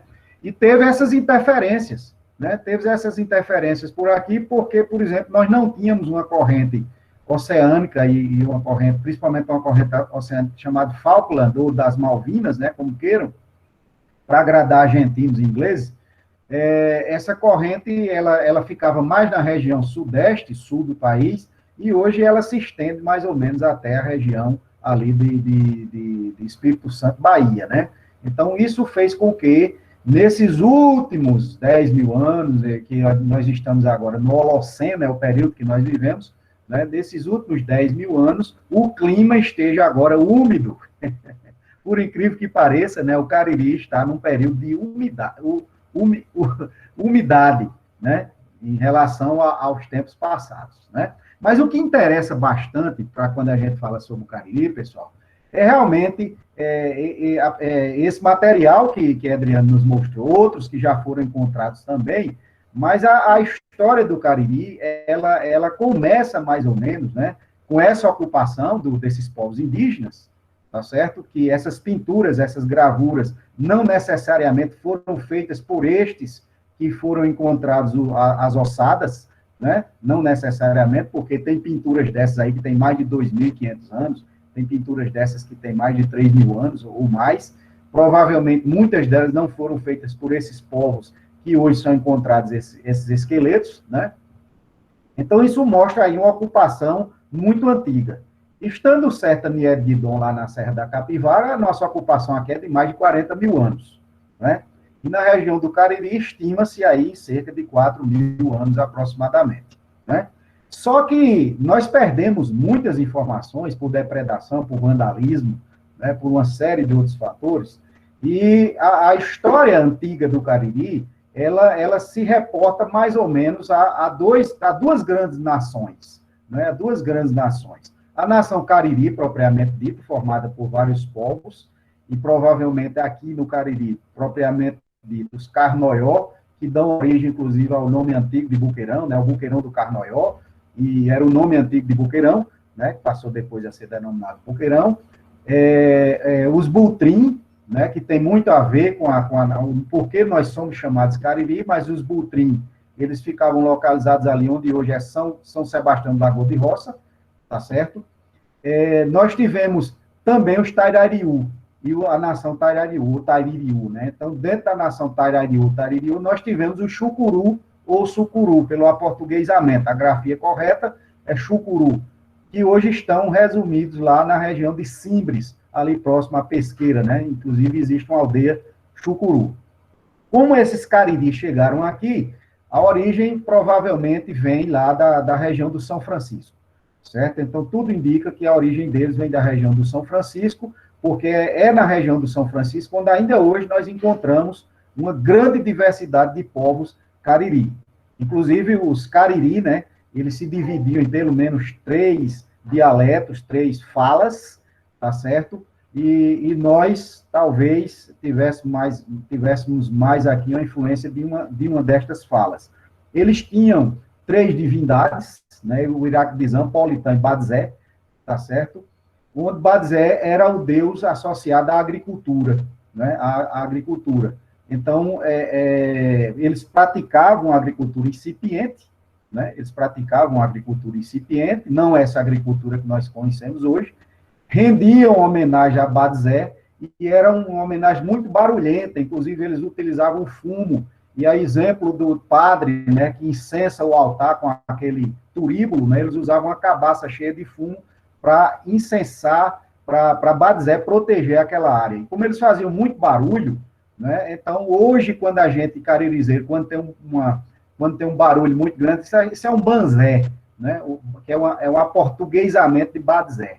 Banzé significa bagunça, significa barulho, tá certo? Isso é um banzé danado, né? Então, herdamos poucas palavras desses povos, né? Acredita-se que, por exemplo, chique-chique talvez seja uma palavra, né? Aredecó, que deu origem ao nome de São José dos Cordeiros, seria outra palavra, Cariri, né? O próprio griguilim, o griguilinho, que se refere àquele casalzinho de periquito, que são monogâmicos, né? E o povo chama outro nome, tapa monossílabo, eu não vou dizer porque tem damas aqui presentes, né? Mas é o periquito tapa alguma coisa. E o que é que acontece? Então, o griguilinho, o verdilinho, né? O griguilinho seria outra palavra. Então, herdamos pouca coisa, né? Tanto da nação Cariri, como também da nação Tarariú. Mas acontece, pessoal, que o termo Cariri que é da língua tupi. Aí você pode dizer, mas os tupi habitaram o Cariri? Não, mas eles eram os guias. Então, eles batizavam os acidentes geográficos, eles batizavam as plantas, os animais, os rios, na língua deles, tá certo? Então, eles se referiam ao Cariri como um lugar, o Cariri significa quieto, silencioso, taciturno, né, na língua tupi. E eles também se referiam aos índios que habitavam mais no interior, principalmente a região do Cariri, Curimataú, Seridó, etc., né, eles se referiam como tapuia, ou língua travada, porque a forma de falar deles era diferente da língua tupi, que era uma língua mais fluente. A língua Cariri, a língua Tarariú, era uma língua mais travada, né, mais cheia de travas, digamos assim, por isso que eles chamavam tapuia, ou língua travada, né? Então, esses primeiros povos que habitaram aqui, alguns deles foram conhecidos, com certeza, pelos os colonizadores, né? Pelos ocupantes de cor branca que aqui chegaram. E aí, nós temos o seguinte, né? Então, vamos lá. Acredita-se que a primeira incursão registrada na história tenha sido em 1635, e não pelos portugueses, né? Na verdade, foi uma incursão feita por holandeses que seguiram o curso do rio Paraíba, e chegando no entroncamento do rio Paraíba com o rio Sucuru, mais ou menos ali nas imediações do Congo, eles chegaram até mais ou menos onde hoje são os municípios de Prata e Ouro Velho. Isso aí teria se dado mais ou menos em 1635, documentalmente falando, né?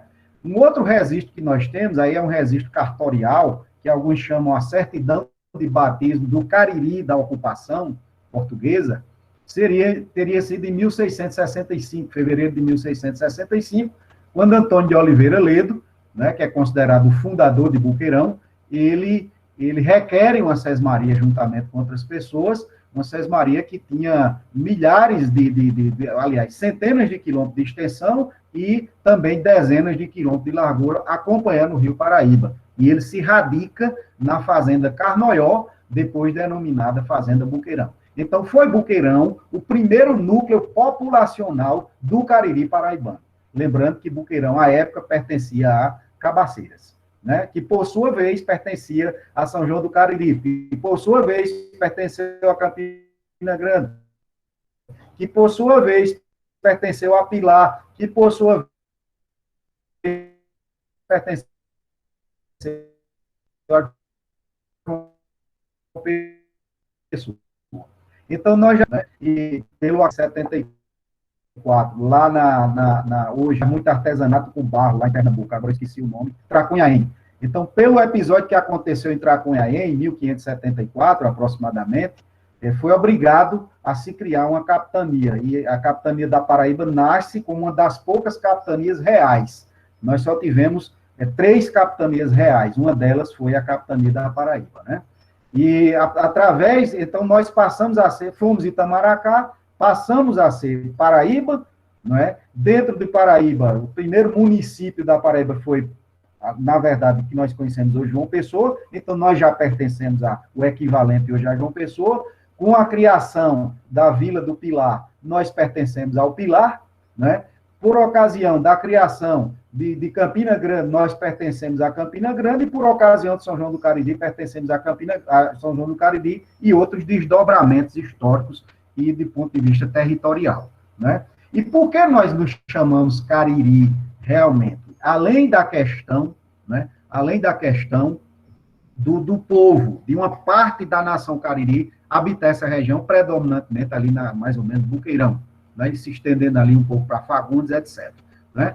Porque, pessoal, por volta de mais ou menos 1670, houve um aldeamento de vários povos no que hoje nós conhecemos como a cidade de Pilar, né? Então, Pilar era um aldeamento, e um aldeamento dos índios Cariri, principalmente dos índios Butrim, Cariri Butrim, originados da então São Sebastião do Lagoa de Roça. Então, tudo que a Paraíba conhecia, na verdade, né, tudo que a Paraíba conhecia, na verdade, terminava no que hoje é Pilar. Então, é um termo muito corrente no português arcaico, né, quando uma pessoa está do lado de fora, se diz assim, fulano está portas fora da casa, ou seja, está do lado de fora da casa. Então, tudo que passava do Pilar se dizia, né, Cariris de fora, ou seja, estava além da aldeia Cariri do Pilar.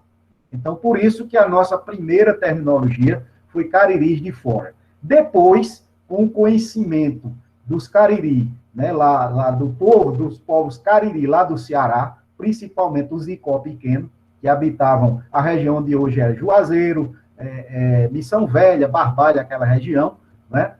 Era um povo também Cariri, e aí passou a se denominar os Cariris novos, e nós passamos a ter a terminologia Cariris velhos, depois que o Ceará foi conhecido, né? Então, voltando para Boqueirão, 1665 aproximadamente, quando se requer essa Sesmaria, mas já se falava que já se morava há 3 anos, então a gente remete a 1662, né?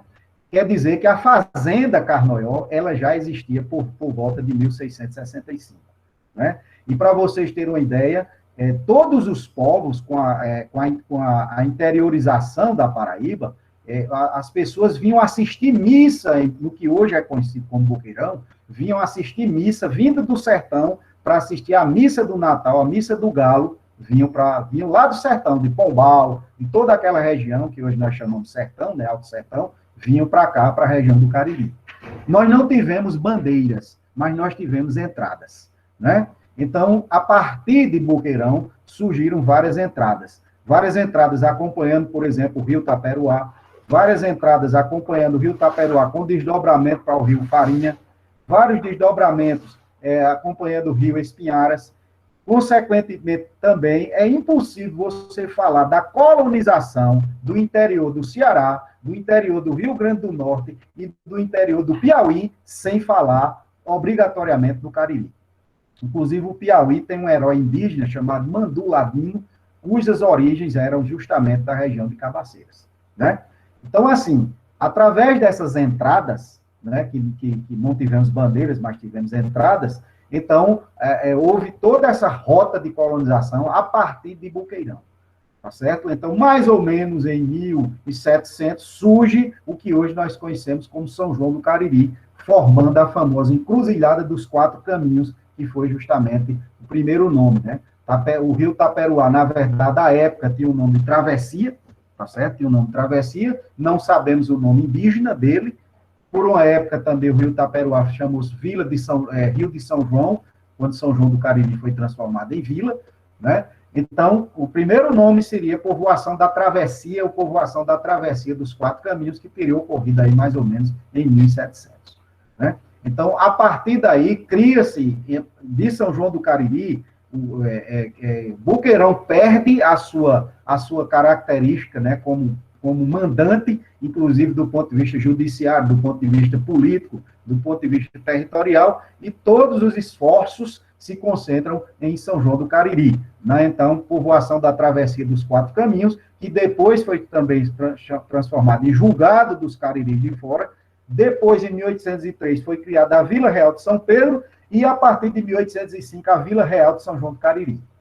Algumas pessoas dizem, né? São João do Cariri pertenceu a Campina Grande? Sim. São João do Cariri, aliás, Campina Grande pertenceu a São João do Cariri, boa parte do Cariri pertenceu a São João do Cariri, com certeza.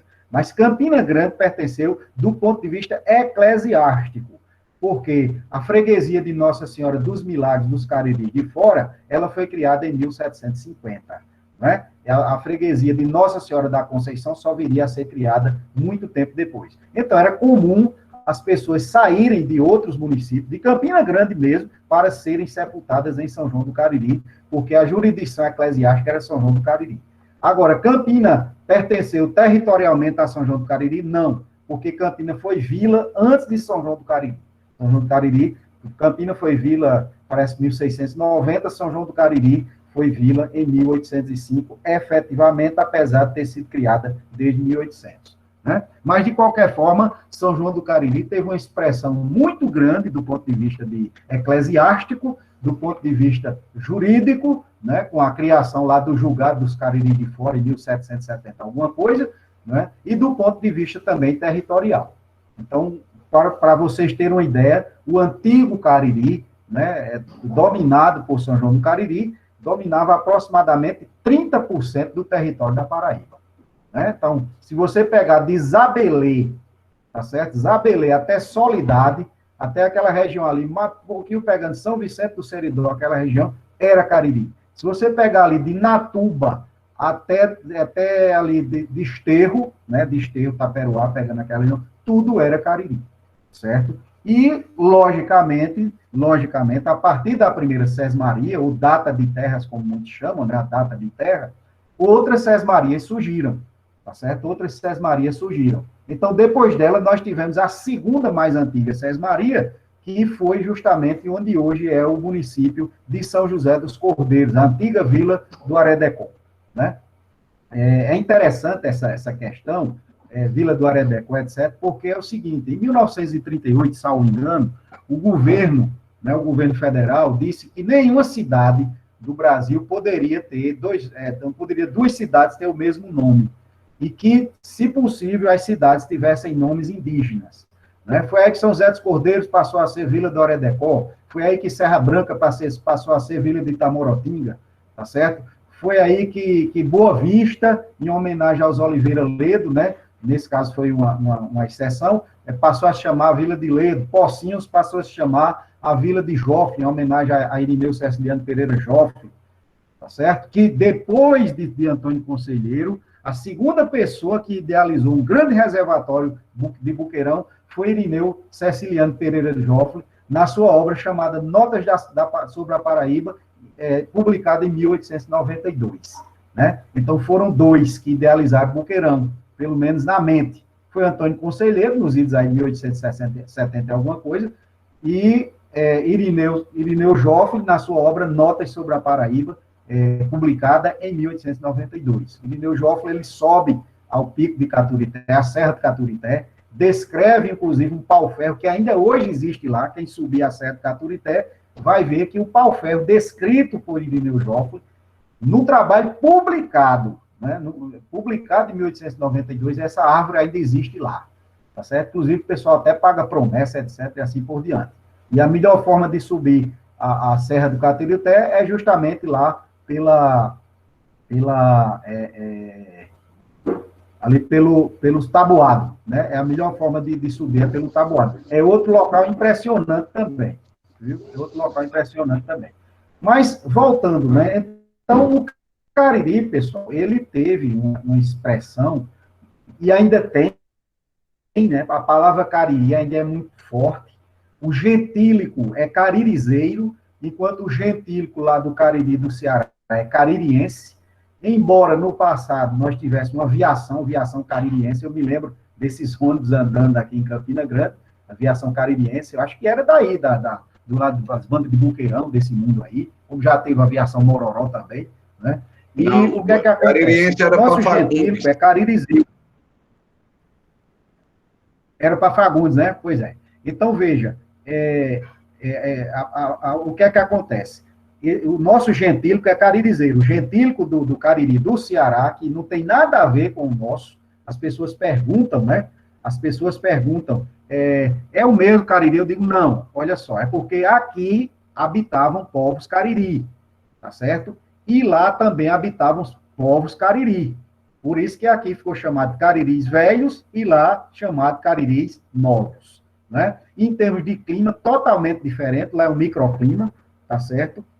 Em termos de vegetação, totalmente diferente, lá já tem uma transição pegando lá para o Cerrado, uma transição chamada de carrasco, entre Caatinga e Cerrado, e nós somos vegetação de Caatinga. Então, o Cariri é bioma Caatinga, o Cariri é região semiárida, tá certo? O Cariri, até 2017, era Cariri Ocidental e Cariri Oriental, né? Mas de 2017 para cá, nós perdemos essa identidade, lamentavelmente, porque agora nós somos chamados de região imediata de Campina Grande, né? Então, o IBGE ele fez uma nova aproximação e nós perdemos essa identidade. Nós perdemos a identidade de Cariri de Fora, nós perdemos a identidade de Cariris Velhos, nós perdemos a identidade de Cariri Oriental ou micro-região de Cabaceiras e Cariri Ocidental ou micro-região de Monteiro a partir de 2017.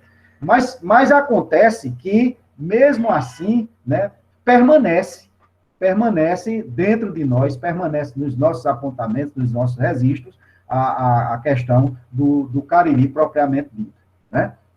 Sobre a questão do clima, né, comenta-se que Cristo, quando começou a distribuir as chuvas pelo mundo, ele se acompanhou de São Pedro, né? Cristo nunca envelheceu e nunca envelhecerá, mas São Pedro envelheceu.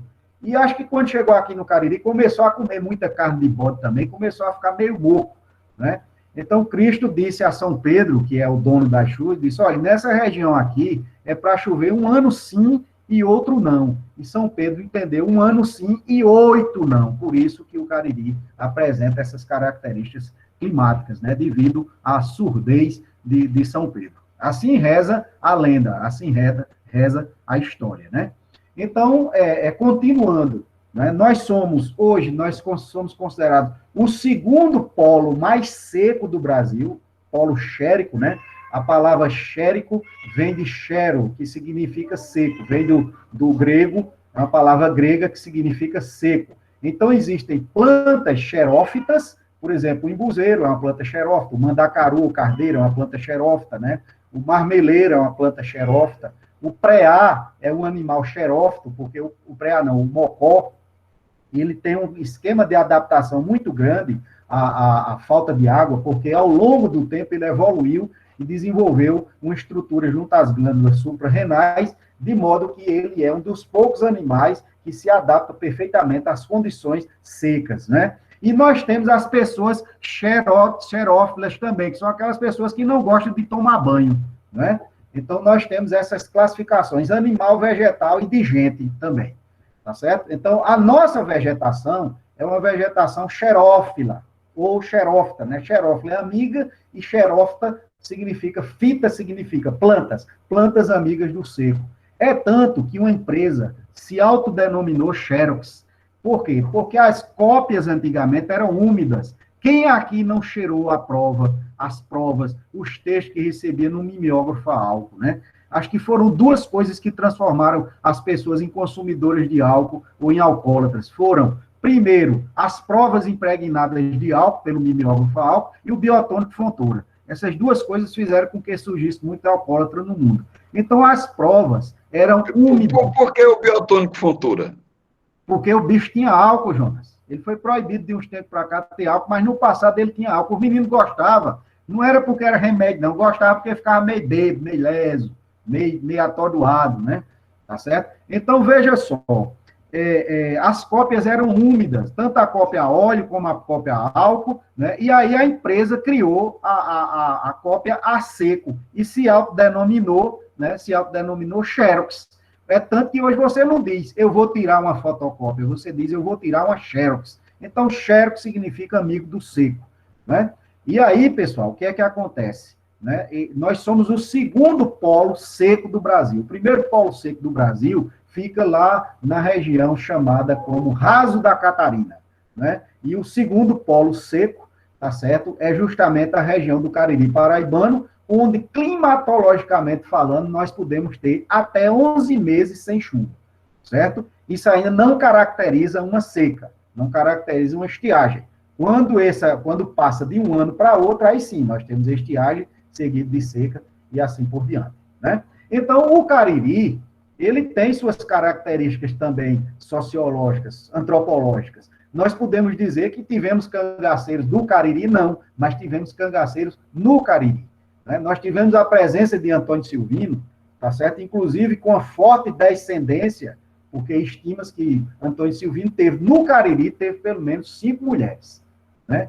E dessas mulheres ele gerou descendência. Eu conheço, pelo menos na região de São José dos Cordeiros, na região próxima a São João do Cariri, tem também, né? Nós tivemos a presença de Lampião aqui no Cariri? Não.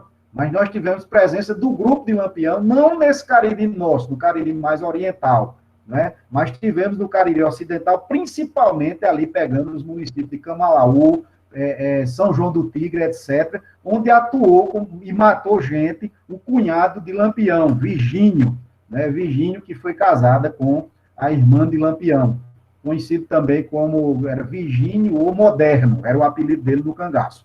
Então, nós temos essa presença. Nós tivemos beatos no Cariri, sim, nós tivemos a presença de Antônio Conselheiro, registrada aí na região do Lagedo, né? Nós tivemos a presença do beato Ageu, lá em Barra de Santana, tá certo? Que é uma história até um tanto cômica, né? Nós tivemos a presença do beato Pai Mateus, que origina lá a questão do Pai Mateus, né? Então, nós tivemos essa representatividade também em nível de Cariri. Tivemos a presença de cangaceiros originalmente do Cariri? Não. Apenas uma pesquisa que eu fiz na região, pegando ali Sumé, Serra Branca, tem uma informação de um cangaceiro, mas ele atuava sozinho. Mas tivemos, no período de 12, a famosa Guerra de 11, ou Guerra de 12, né? Nós tivemos a revolta do promotor, né? Do promotor Augusto Santa Cruz, lá na região de Monteiro, pegando ali Monteiro, Sumé, a famosa Guerra de 12, imortalizada no livro de Pedro Nunes, chamada Guerreiro Togado, tá certo? Que fala sobre esses mais de 500 homens armados que o doutor, né, o Guerreiro Togado, o promotor, doutor Augusto Santa Cruz, reuniu em armas para tomar o governo do Estado, o governo da época de um areense, o João Machado. Né? Duas coisas, Daniel. Pois não? O atual presidente da OAB no Brasil é Santa Cruz, descendente... Da família Santa Cruz. Da família Santa Cruz de Monteiro. E a outra é que Antônio Silvino frequentou muitas vezes aqui a Malhada da Panela. Minha bisavó, mãe Ritinha, contava aos netos que tinha que colocar cuscuz e leite num lajedo, porque ele mandava avisar que queria comer cuscuz e leite no lajedo que tinha por trás da casa dela. Certo, então ele era raciado com o povo da Zema, né, para gostar tanto de cuscuz. Aí vamos lá, então o que é que acontece? Então nós tivemos essa questão aí dessa representatividade, né, tivemos beatos, cangaceiros, né, tivemos essa representatividade, e nessa questão aí, Augusto Santa Cruz não chegou a ser um cangaceiro, e os homens dele não chegaram a ser cangaceiros, mas chegaram a ser jagunços, né? Então, eles tentaram ocupar, tomar o governo do Estado, invadiram Taperoá, tanto que lá em Taperoá tem um lugar chamado Xandabala, né? Houve troca de tiros em São João do Cariri, tá certo? Mas eles foram escorraçados pelas duas polícias, já da Paraíba e de Pernambuco. Então, eles resolveram se refugiar no Juazeiro do Padre Cícero, e tiveram a guarida do Padre Cícero, né? E incrível, né? Em 1914, ocorre a sedição do Juazeiro, e Padre Cícero toma o governo de Franco Rabelo lá no Ceará, ajudado, inclusive, pelos homens de Augusto Santa Cruz. Então, o que eles não conseguiram aqui, eles conseguiram ajudar lá no Ceará. Essa questão da incursão do Cariri novamente lá no Ceará, da incursão do Cariri lá no Piauí, da incursão do Cariri no Rio Grande do Norte, né? Porque os Oliveira Ledo, quando requereram terras, quando requereram Sés Marias, eles também solicitaram terras no Rio Grande do Norte, o Parque do Rio Grande do Norte. Eles também solicitaram terras na região do Ceará, extremando com a Paraíba, né? Então, nós tivemos essa representatividade. Então, a palavra Cariri, pessoal, a palavra Cariri, ela é uma palavra muito forte, é uma palavra de cunho histórico, sociológico, antropológico, geográfico muito forte. Porque, em que pese as variações aí, nós temos saído de Cariris de fora, Cariris velho, Cariri ocidental, Cariri oriental, e agora não sermos mais uma terminologia Cariri, né? Mas nós temos incursões, sim. Né? Nós temos incursões, por exemplo, no Seridó da Paraíba, nós temos incursões no Curimataú da Paraíba, nós temos incursões no Sertão da Paraíba, nós temos incursões no Alto Sertão da Paraíba, nós temos incursões no Agreste da Paraíba, nós temos incursões, inclusive, com relação à questão política, né? O primeiro prefeito de João Pessoa, Jovino Limeira de Noá, era cabaceirense, tá certo? Nós já tivemos governador da Paraíba, na pessoa de Dorival Terceiro Neto. Nós já tivemos, em 1832, um presidente de província, Galdino da Costa Vilar, natural de Taperoá. Nós demos ao país um presidente da República no nome de Epitácio Lindolfo da Silva Pessoa, né? Nós demos também o primeiro que idealizou Brasília, que foi justamente o Marechal José Pessoa, foi quem primeiro idealizou Brasília. Nós demos ao Brasil, aí existem controvérsias, né? O grande rei da comunicação chamado Assis Chateaubriand, Francisco de Assis Chateaubriand. Então, as nossas contribuições são enormes. Eu estou falando apenas assim, demos também um presidente de província, né? Não foi um período muito longo, mas que tem uma ligação muito grande com a Areia e a Escola de Agronomia, que foi Gratuliano de Brito, que era natural de São João do Cariri, e foi na intervenção dele, em 1934, né, que ele assinou o decreto de criação da Escola de Agronomia da Paraíba, depois Escola de Agronomia do Nordeste, e hoje Centro de Ciências Agrárias, onde eu ensino, onde Genilson estudou, onde Cristian estudou, onde Miguel estudou, não sei se tem mais alguém por aqui da turma, os que eu estou me lembrando aqui, né? Então, pessoal, inclusive Cristian foi meu desorientando, né? Genilson foi meu desorientando também, Miguel acho que foi meu desorientando também, que eu não oriento ninguém, eu desoriento esse povo. Eu boto a PD. Eles começam a gostar do Cariri, começam a gostar desses troços velhos, né? Adriano, né? Aí começa a ser chamado de doido também, mas é por aí. Então, pessoal, a palavra Cariri, documentalmente, se a gente for estudar as Sesmarias, ela só surge a partir de 1709. Se a gente for estudar os apontamentos sobre a história territorial da Paraíba, de João de Lira Tavares, certo? Se a gente for estudar a sinopse das Sesmarias da capitania da Paraíba de fora, né, de Irineu Joffre, publicado em 1893, elas já surgem um pouco mais antigas, tá certo? Mas, né, quem primeiro deu a feição assim com o nome como região não foi Henrique Belraperruan, que à época foi presidente de província nos idos de 1860 e alguma coisa, e escreveu o primeiro tratado de geografia e de história da Paraíba chamado Corografia da Paraíba, que só veio a ser publicado no ano de 1911, está na revista número 1 do Instituto Histórico e Geográfico da Paraíba, né? Quase 50 anos depois. Mas Irineu Joffre já fazia uma segunda classificação da região da Paraíba e já incluía nessa classificação a palavra Cariri. Então, nós devemos a Irineu Joffre. Né? Existe uma controvérsia sobre o local de nascimento de Irineu Joffre, se foi Pocinhos, se foi Esperança. Né? Existe, mas essa feição que tem hoje, que a Paraíba tem hoje, esse mapa da Paraíba que nós temos hoje, se deve a Irineu Joffre. Tá certo? Que em que pese ser advogado, em que pese ser político, em que pese ser jornalista, porque ele fundou, juntamente com Retumba, né? Retumba Filho, não o Retumba lá da pedra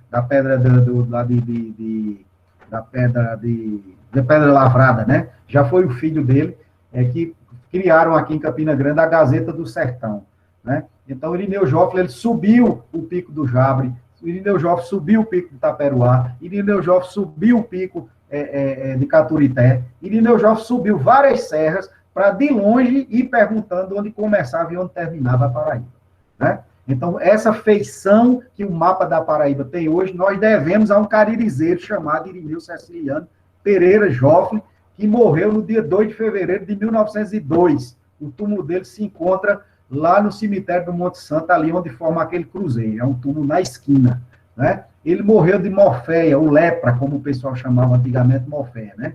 E foi um homem que ajudou muitos pobres, mas no enterro dele, apenas 4 matutos carregaram o caixão dele, porque o povo ficou com medo de se contaminar com a lepra, né? Então, os matutos que ele ajudou, gente do povo que ele ajudou, foi quem conduziram os restos mortais dele para o cemitério do Monte Santo, aqui em Campinas. Daniel, pois não. eu só te atrapalhar um pouquinho.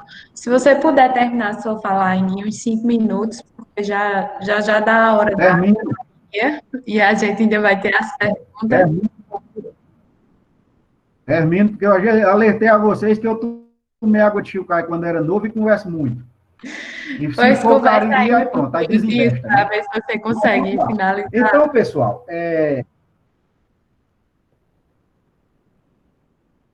tá bom. Mas eu acho que mais uns 5 minutos mesmo, tá certo? Fechando aqui já mais ou menos um pouco tempo. Então, assim, quando a gente fala sobre o Cariri, alguém perguntou aí sobre a questão do Cariri seridó, né?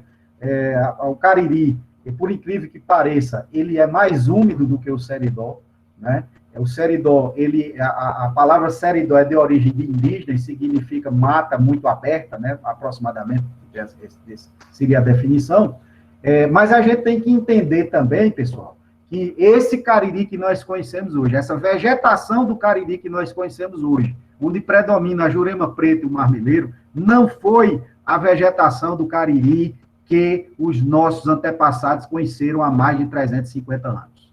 Tá certo? A prova é que nós temos ainda registro de uma caatinga antiga, uma caatinga mata ainda, lá, por exemplo, na Fazenda Almas, em São José dos Cordeiros, na RPPN Fazenda Almas. Né? O registro que nós vemos, essas linhas de baraúna, né, que vem da língua tupi, né, o batismo, ibira significa madeira, una significa preto, madeira preta, madeira escura, pelo aportuguesamento, ibiraúna se torna braúna, ou baraúna, né?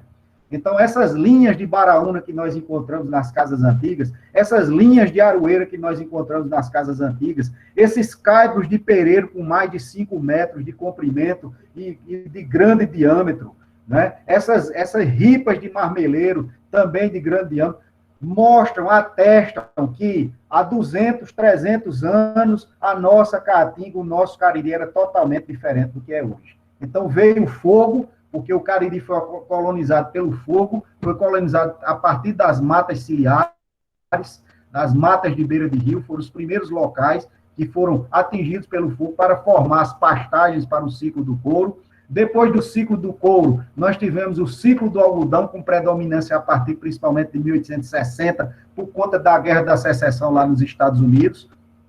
O algodão tangeu o gado e os roçados, né? Principalmente para os tabuleiros, para as cabeças de gato. Aí vem o segundo momento de ocupação e segundo momento de degradação. Depois nós tivemos o ciclo do agave, derrubando ainda as poucas matas que ainda existiam. Nós tivemos vários outros ciclos, né? E ainda hoje temos outros ciclos que fazem com que a nossa caatinga primitiva seja derrubada. Então, os nossos antepassados, há 350 anos, não encontraram uma vegetação como essa que nós conhecemos hoje, praticamente só de jurema preta e de marmeleiro. Tá certo? Eles encontraram uma caatinga arbórea, uma caatinga fechada, os olhos d'água ainda com muita água, os rios demorando a cortar, porque as matas funcionavam como esponjas, fazendo com que a água permanecesse por mais tempo no solo.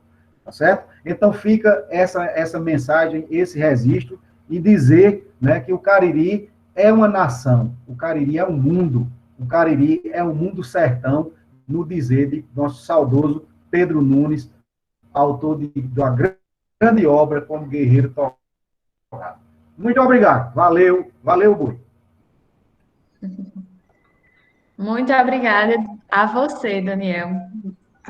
Muita história. Penso numa memória, eu estava aqui besta, que não tem nenhuma anotaçãozinha aí, ele só falando as datas, o nome de todo mundo. Ave Maria. É muito bom, muita história, gostei muito. Acho que encaixou perfeito, né? As falas de hoje, a parte de Adriano com a parte de Daniel, encaixou muito bem. Eu quero lembrar vocês, primeiro, antes de eu abrir aqui para vocês perguntarem, para assinar a lista, tá? A Mainara já postou aí no comentário novamente, assina a lista, que é muito importante para o Instituto, certo? Para a gente ver também a movimentação do Instituto. Essas lives estão acontecendo em prol do Instituto também. Quer dizer que quem quiser abrir o microfone para perguntar, só é colocar o nome aqui nos comentários, certo? Adriane, se quiser falar alguma coisa ainda, tá? Pode abrir o microfone e falar também. E tinha uma pessoa que perguntou, Gerson João, Daniel, ele perguntou se Coremas era um aldeamento ou uma nação.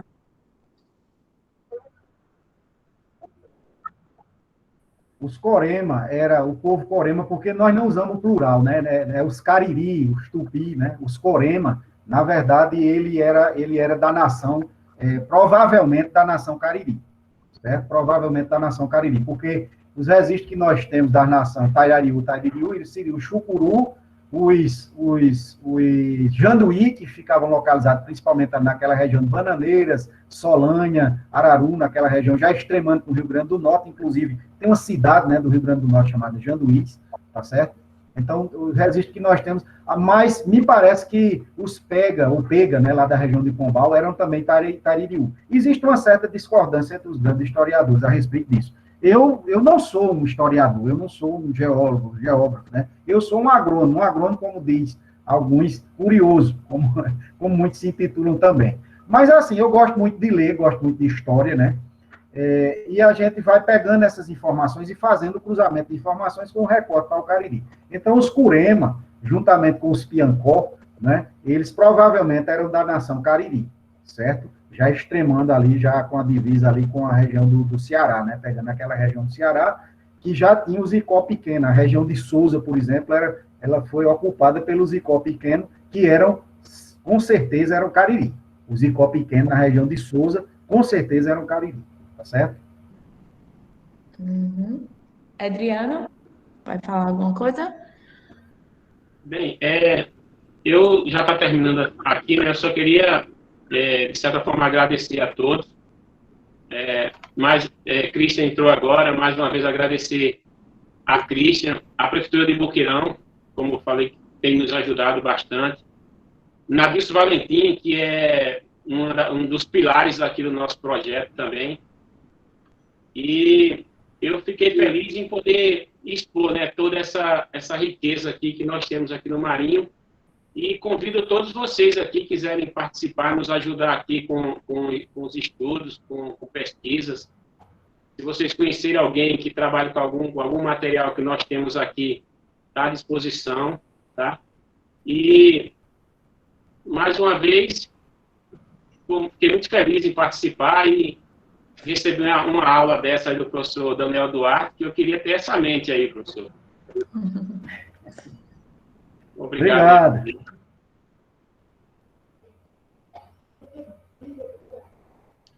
Jonas, vai falar alguma coisa?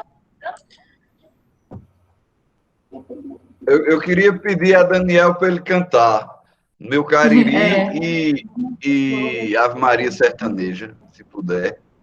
Tá bom. Olha, eu vou aproveitar a música Meu Cariri para dar um exemplo, certo? Eu vou tentar cantar a música e depois fazer uma rápida. Olha só, essa música, como todo mundo sabe, ela foi feita por Rosil Cavalcante, que era um brejeiro de Macaparana, né, Pernambuco, que se radicou primeiro em Pombal, depois se radicou em Campina Grande. Como gostava muito de caçar, ele também caçou uma esposa caririzeira lá de São João do Cariri, Dona Nevinha, natural de São João do Cariri, né, era a esposa dele. E ele descreveu, por exemplo, se você pegar Aquarela Nordestina, é uma música belíssima, e Meu Cariri tem um primeiro momento e o segundo momento. O primeiro momento diz assim: no meu Cariri, quando a chuva não vem, não fica lá ninguém, somente Deus ajuda. Se não vier do céu, chuva que nos acuda. Macambira morre, Xique seca, Juriti se muda.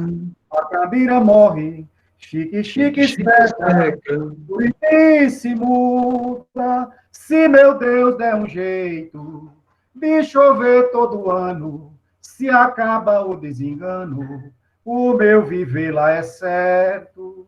No meu Cariri pode se ver de perto tanta boniteza, pois a natureza é um paraíso aberto. Tanta boniteza, pois a natureza é um paraíso aberto. Então, essa música, pessoal, ela pede para que a gente se policie, né? Porque a maioria das vezes, nós caririzeiros, nós nordestinos, principalmente do espaço seco, do semiárido, a gente transmite a ideia negativa, né, dizendo que aqui, nós mesmos muitas vezes dizemos que aqui não vale nada, que aqui não presta, que os livros dizem isso, que o jornal diz isso, que a televisão diz isso, etc. O primeiro trecho da música diz isso. Mas o segundo trecho, quando diz assim, se meu Deus der um jeito de chover todo ano, né? E aí ele fala, é um paraíso aberto.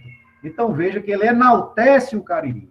No primeiro momento ele apresenta os problemas do Cariri e no segundo ele enaltece o Cariri, ele mostra o que é o Cariri, mostra a beleza do Cariri e assim por diante, né? Então, é uma beleza de música, certo? Uma beleza de música. Ele fala novamente em Cariri, em Aquarela Nordestina, né? Na Aquarela Nordestina ele fala de novo, Rosil, ele se apaixonou por uma caririzeira e se apaixonou pelo Cariri, e a passagem dele aí nas Emas, Jonas, tem que ser resgatada, né? Tem que ser resgatada porque muito de Rosil Cavalcante, as inspirações dele, com certeza, vieram da passagem dele aí pelas Emas, por Caturité, por essas imediações do Cariri, né? Segundo, depois que ele veio de João Pessoa, né? Ele veio de João Pessoa para cá em 48. O lugar que ele mais se apaixonou foi o Cariri. Pois é. Inclusive por uma caririzeira, né? Dona Nevinha, a família Coura, de São João do Cariri. Tá certo? E agora vem...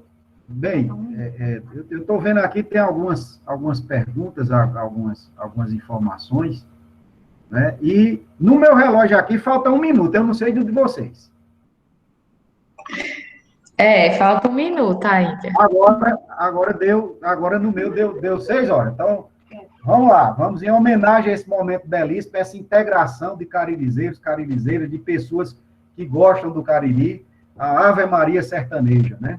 Que é cantada também lá no Lajedo, né, Adriano?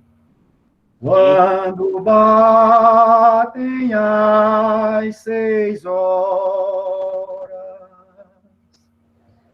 de joelhos sobre o chão, o sertanejo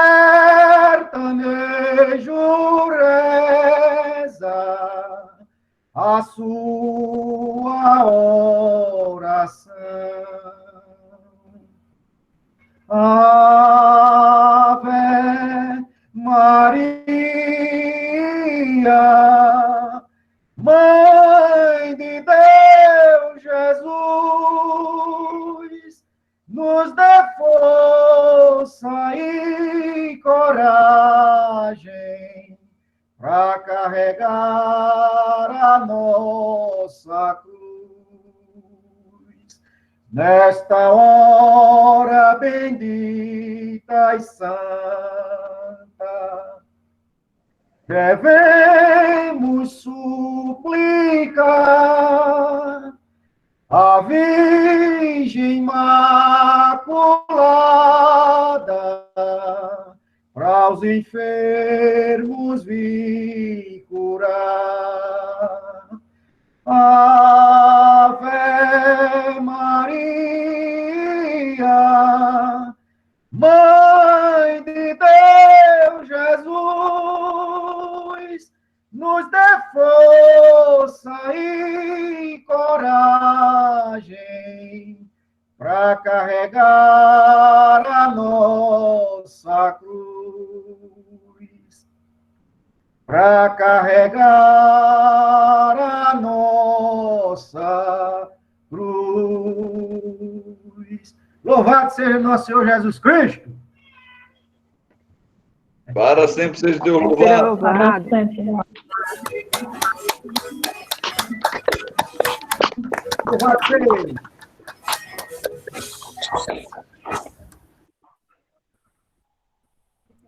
Parabéns, Daniel. Adriano, acho que a gente caminha agora para finalizar, né? Queria agradecer a vocês dois pelo show, por essas aulas, né? Que Obrigado. Nos enriqueceu bastante, né? Adriano, parabéns pelo seu trabalho. Acho que aqui ficou todo mundo curiosa. A gente pode até combinar um dia para ir todo mundo e Daniel cantar Ave Maria lá no Lajedo. A gente pode ir várias vezes, inclusive. Com certeza, a gente marca um dia. Eu acho que é uma tarefa do Instituto Cariri, do Bem Viver Emetério Duarte, fazer uma caravana, organizar uma caravana com o Daniel, não é? Chefiando, liderando a caravana, não é, Miguel? E a gente vê o pôr do sol lá no Lajedo do Marinho. Nós não podemos deixar de fazer isso de jeito nenhum. Na hora que essa pandemia for embora, que isso for possível, é um compromisso do Instituto Cariri. Mais algum questionamento, pessoal?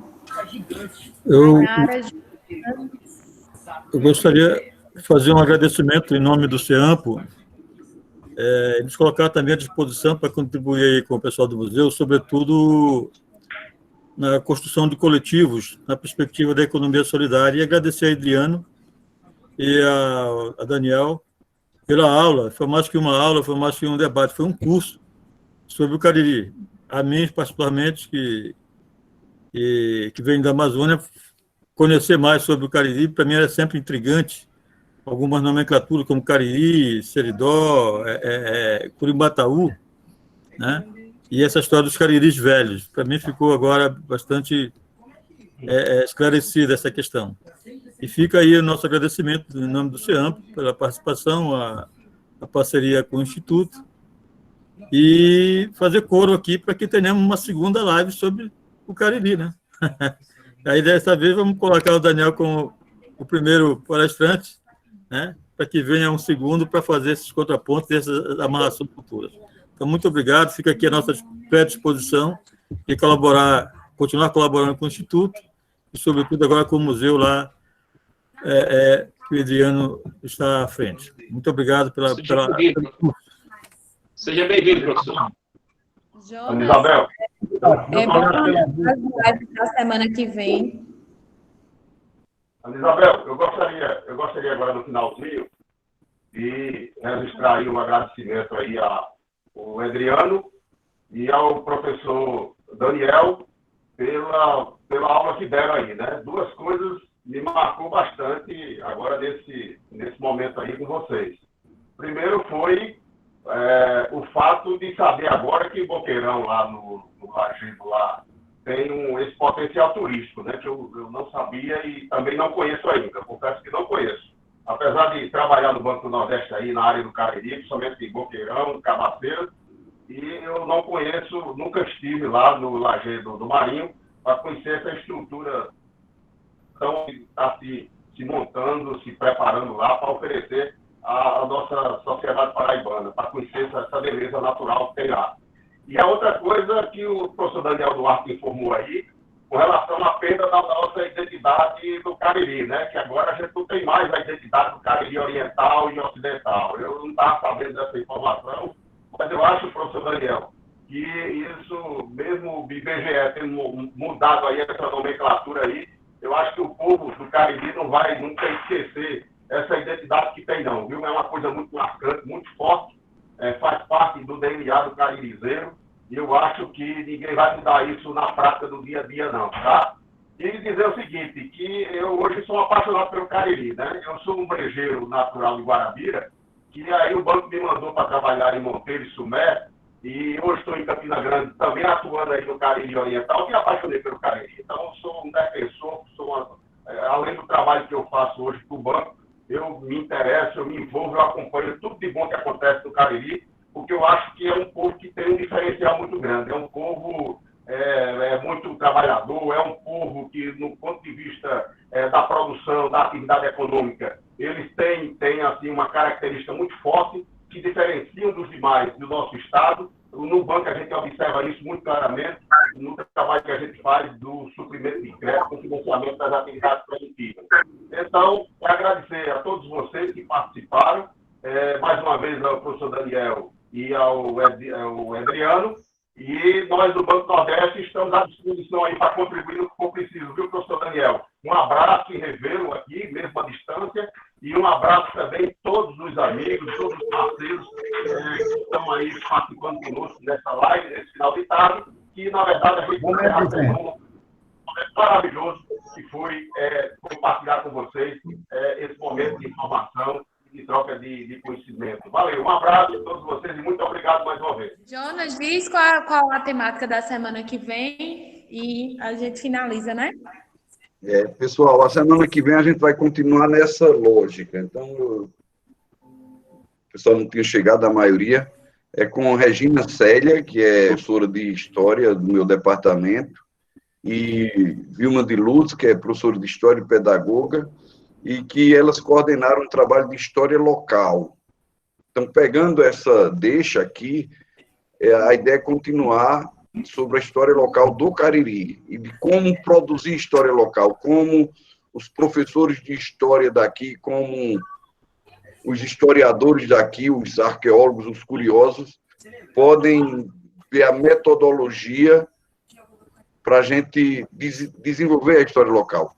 Esse trabalho que a gente viu hoje, essa reunião que a gente fez hoje, mostra a necessidade de fortalecer nossa identidade enquanto caririzeiro. Isso não quer dizer que a gente vai ser xenófobo e não querer conversa, pelo contrário, quanto mais identidade a gente tem com uma região, com as raízes fincadas, os pés fincados numa região, mais a gente saberá abraçar e conviver com povos de outro lugar. Então, não tem nada a ver.